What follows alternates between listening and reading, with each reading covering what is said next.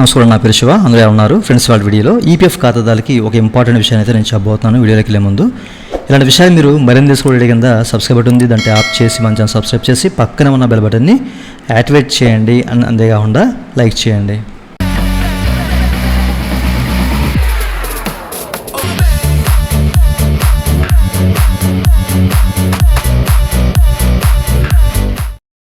ఇక టాపిక్లోకి వెళ్ళే ముందు ఈపీఎఫ్ సంబంధించిన అట్లాంటి క్వైరీ సర్వీస్ కావాలంటే పెయిడ్ సర్వీస్ ఉంది, నన్నైతే కనెక్ట్ అవ్వచ్చు. నా వాట్సాప్ నెంబరు ఈ వీడియో కింద మీకు డిస్క్రిప్షన్లో ప్రొవైడ్ చేసిన వాట్సాప్ ద్వారా మాత్రమే నన్నైతే కాంటాక్ట్ అవ్వండి, ఓకేనా. అయితే ఈ వీడియోలో ఈపీఎఫ్ నుంచి వచ్చిన ఒక కొత్త అప్డేట్, బిగ్ అప్డేట్ ఏంటంటే మీరు ఇక్కడ చెక్ చేసుకోవచ్చండి, ఓకేనా.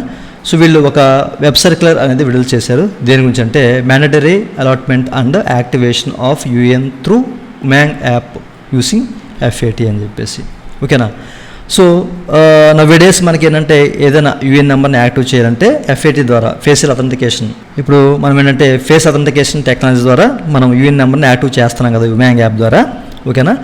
అయితే ఇప్పుడు ఎవరైనా ఇక్కడ మనం చెక్ చేసుకోవచ్చు. వీళ్ళు ఏంటంటే 1 ఆగస్టు 2025 అని చెప్పేసి మెన్షన్ చేశారండి ఎఫెక్టివ్ డేట్ అనేది, ఓకేనా. దేనికంటే ఈ 1 ఆగస్టు 2025 నుంచి ఎవరైతే జాయిన్ అవుతారో కొత్తగా ఎవరైతే జాయిన్ అవుతారో, కొత్తగా ఎంప్లాయ్మెంట్ ఎవరైతే తీసుకుంటారో మెంబరు, ఓకేనా, ఎంప్లాయీ.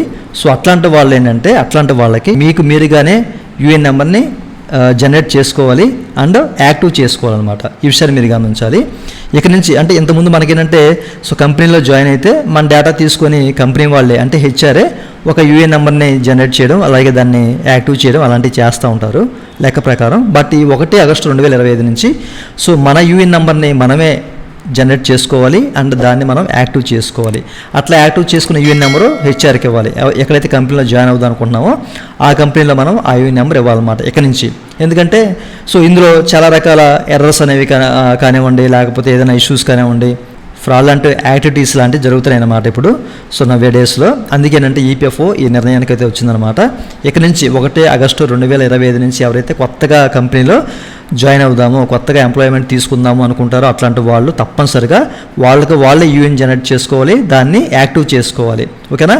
ఏది ఫేషియల్ అథెంటికేషన్ టెక్నాలజీ ద్వారా FAT ద్వారా ఉమాంగ్ యాప్లో ఎలా చేసుకోవాలి ఏంటనేది ప్రీవియస్లో మీకు చెప్పాను, ఓకే.